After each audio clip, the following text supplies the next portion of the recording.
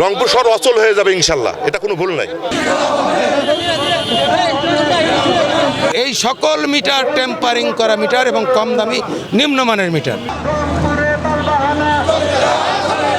রংপুরের মানুষ কিন্তু ফেলে দেওয়ার মানুষ না, গোটা ওয়ার্ল্ড চেনে এখন রংপুরের মানুষকে।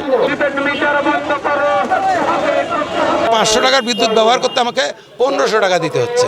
বিগত ফেসিবাদী সরকারের কোনো প্রজেক্ট এই দেশে বাস্তবায়ন হতে দিতে পারি না। এই সকল মিটার টেম্পারিং করা মিটার এবং কম দামি নিম্নমানের মিটার দুর্নীতি করে 2500 টাকার মিটার 5000 টাকা 8000 টাকা করে কিনছে। আমি যেটা জানি, বিদ্যুতের সহকারী নির্বাহী পরিচালক আমাকে সেদিন বলেছে, আমি সেদিন স্মারকলিপি দিতে আসছিলাম, সে আমাকে বলেছে 8000 টাকা 16 বছর তারা কাটবে, 16 বছর পর 20 বছর কাটবে না, তার গ্যারান্টি কি?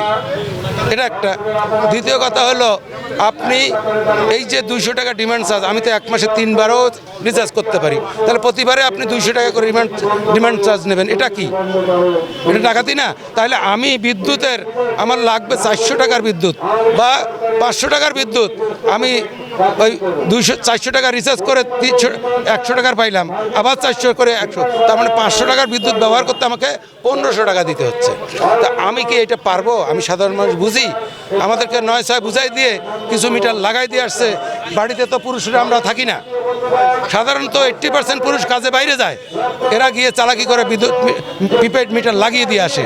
আমরা এই দুর্নীতিগ্রস্ত বিগত ফেসিবাদী সরকারের কোনো প্রজেক্ট এই দেশে বাস্তবায়ন হতে দিতে পারি না।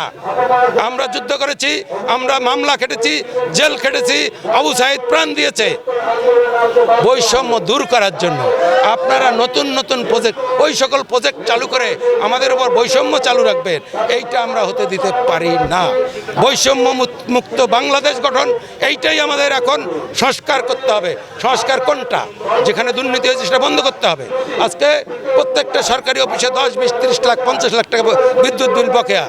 আমার বিল তো বকেয়া নাই, হঠাৎ করে বিদ্যুৎ কেন লোডশেডিং হয়? এগুলো তো অনেক প্রশ্ন আছে। তো সব আমাদের বর্তমান প্রশ্ন প্রিপেড মিটার নিয়ে।